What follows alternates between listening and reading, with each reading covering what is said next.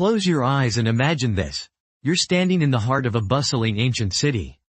The air is thick with the scent of baking bread and incense. Children shout in a language lost to time. Traders haggle in busy marketplaces.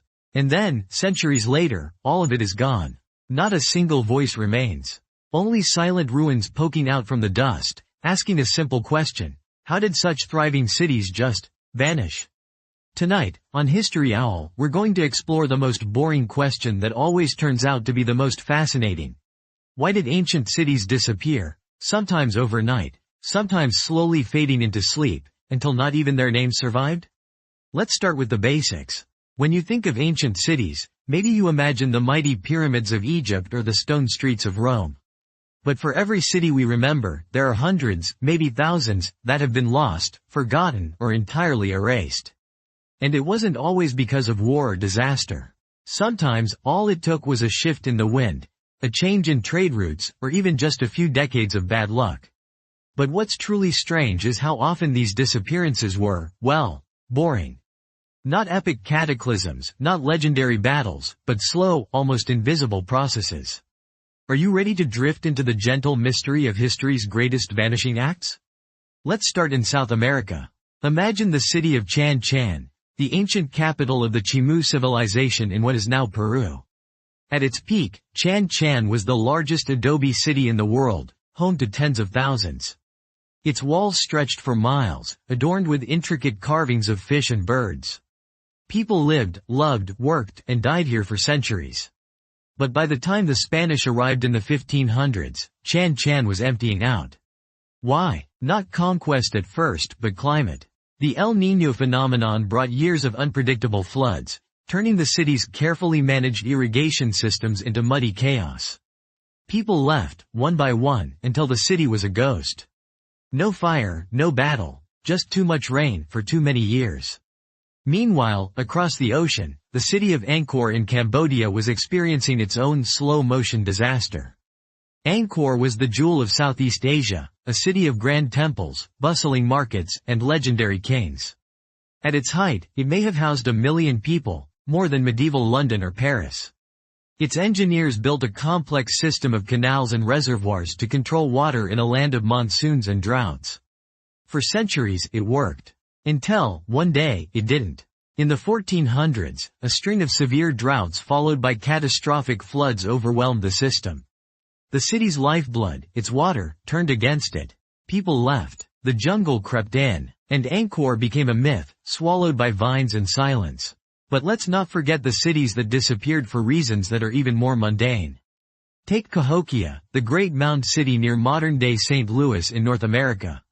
At its peak around the year 1100, Cahokia was the largest city north of Mexico, with huge earthworks and a population rivaling European capitals. And yet, a couple of centuries later, it was almost empty. Archaeologists have searched for evidence of war, famine, or disease, but the truth seems to be far less dramatic. Overfarming may have depleted the soil. Deforestation made floods worse. Social tensions simmered. But mostly, it was a slow unraveling, a gentle exodus as people drifted away to find better land. No big finale, just a city that quietly went to sleep. Maybe you're thinking, okay, but surely some cities vanished in a blaze of glory? Absolutely. The city of Pompeii, frozen in time by volcanic ash, is the classic example. But Pompeii is the exception, not the rule. Most cities die not with a bang, but with a whimper. The city of Akhetaten, for example, better known as Amarna, was built by the Egyptian pharaoh Akhenaten as a brand new capital. He hoped to change Egypt's religion and culture forever. But after his death, the city was abandoned almost overnight. Not because of invasion or disaster, but because the next pharaoh just didn't like it. People packed up and left. The sand did the rest. Now, let's travel to the Indus Valley, to the ancient city of Mohenjo-Daro. This was one of the world's first great urban centers, with streets laid out in a neat grid, advanced plumbing, and a mysterious script that no one has ever deciphered. For centuries, the city thrived. And then, sometime around 1900 BCE, it faded away. There's no evidence of war, no burned buildings, no mass graves. Instead, the river that sustained Mohenjo-Daro shifted its course. The city was left high and dry, or sometimes inundated by unpredictable floods. Either way, people moved on. The city became a puzzle for future archaeologists to piece together. Do you notice a pattern? For every Atlantis swallowed by the sea, there are 100 cities lost to climate, economics, or bureaucracy. Sometimes, even the greatest civilizations can be undone by the most boring things, like paperwork. In the Roman Empire, the city of Ostia was once a thriving port at the mouth of the Tiber River, handling the grain that fed Rome itself. But as the river silted up, trade declined. The city shrank, faded, and was eventually abandoned, not because of attack, but because the harbor just got too muddy. Imagine a metropolis abandoned because nobody wanted to dig out the docks anymore. Or consider the city of Petra, carved into rose-red cliffs by the Nabateans. For centuries, Petra was a crossroads of trade, its wealth built on controlling the flow of goods between Arabia, Egypt, and Rome. But when new trade routes bypassed Petra, the city's lifeblood dried up. Earthquakes damaged the aqueducts. People left in search of opportunity.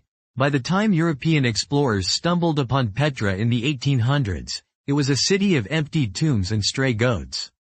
Sometimes, cities disappear because their reason for existing simply vanishes.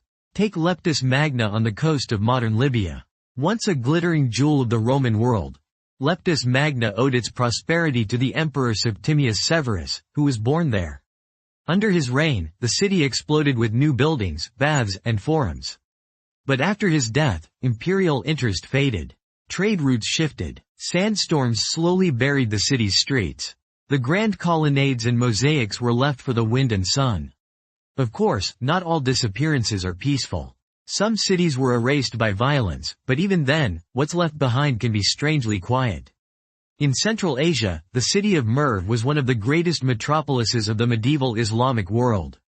It was destroyed in 1221 by the Mongols, leaving so many dead that it was said the city never recovered. And yet, centuries later, all that's left are mounds and crumbling walls, a silent testament to both the city's greatness and its sudden end. But what about the cities that vanished so thoroughly, we can't even find them? Take the fabled city of Ubar, the Atlantis of the sands, supposedly lost beneath the Arabian desert. For centuries, Ubar was thought to be just a legend, until satellite imagery revealed traces of ancient caravan routes converging on a site deep in the sands. Archaeologists dug, and found the ruins of a fort, evidence that perhaps the legend was based on a real place. But why did Ubar disappear? Probably not a curse from the heavens, but the collapse of an underground reservoir. The ground gave way, and the city quite literally fell into a sinkhole. Let's pause for a second. Why do we find these stories so fascinating? Maybe it's because they remind us how fragile civilization really is. We like to think of cities as permanent, but history tells a different story. Even the greatest capitals can be brought down by drought, disease, economics, or simple neglect. Sometimes, the most important moments in history happen quietly, over centuries, without a single dramatic headline. But if you're drifting off to sleep, picture this. Even the most boring reasons can have epic consequences. When the climate cooled in the late Bronze Age, trade routes across the Mediterranean collapsed. Entire cities, like Mycenae and Hattusa, were abandoned. Not because of a single disaster, but because the world changed, and they couldn't change with it. It's a reminder that history isn't just about kings and battles. Sometimes, it's about rainfall, mud, and paperwork piled a mile high. And yet, for every city that vanished, something new took its place. When the Maya abandoned great cities like Tikal and Copan, they didn't vanish as a people. Instead, they moved to new villages, built new traditions, and survived in the forests of Central America. The ruins are still there, poking out of the jungle, but the story didn't end, it just changed shape. Think about this the next time you see a city skyline or walk down a crowded street. 1,000 years from now, what will remain? Will archaeologists puzzle over our abandoned highways and subway tunnels? Will people tell stories of legendary cities swallowed by time? Or will they simply find a layer of debris and wonder, as we do, why people left? Of course, sometimes cities come back from the dead. Take the city of Istanbul, once Byzantium, then Constantinople, then Istanbul again.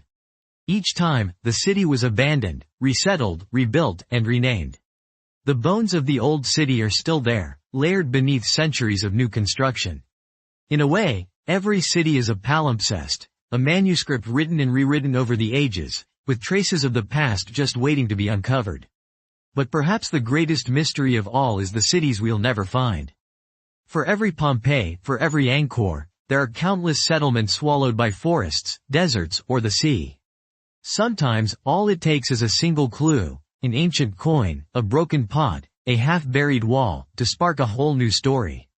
And sometimes, the past remains stubbornly silent, its stories lost forever. Yet, history always leaves traces. In the language we speak, in the foods we eat, in the myths we tell each other at night. Even if a city disappears, its echoes can last for centuries. The city of Troy, for example, was thought to be a mere legend until Heinrich Schliemann uncovered its ruins in the 19th century. And even then, the real story was far more complicated than the myths. Troy had been built, destroyed, and rebuilt many times, each time leaving a new layer for future generations to uncover. So, if you're still awake, think about this. The next lost city could be waiting beneath your feet. Maybe it's a forgotten village buried under modern streets.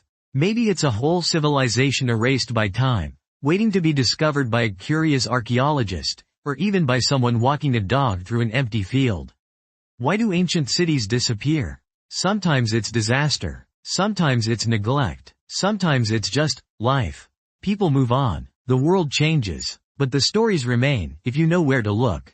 If you enjoyed this sleepy journey through history's greatest mysteries, why not join our flock and subscribe to History Owl?